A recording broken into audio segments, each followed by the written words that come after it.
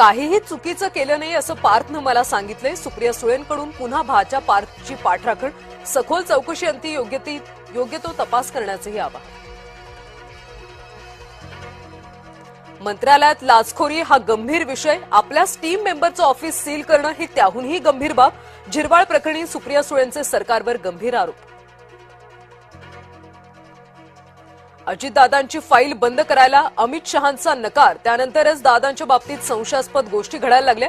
संजय राऊतांचा गंभीर आरोप.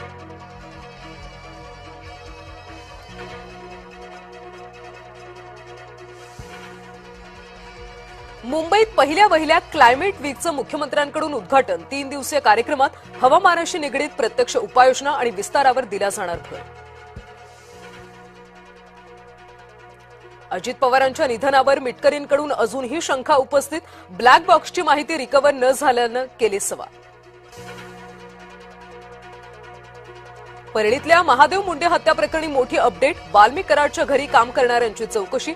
दोघांची नार्को तर एकाचं ब्रेन मॅपिंग होणार.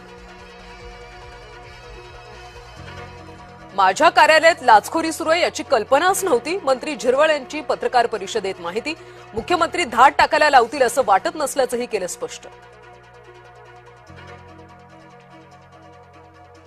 झिरवाळ नार्वेकरांमुळे इज्जतीचं वस्त्रहरण. झिरवाळांच्या हिरवळीवर फडणवीस मायेनं हात फिरवतील. सामन्यातून झिरवाळ आणि राहुल नार्वेकरांवर टीकास्त्र.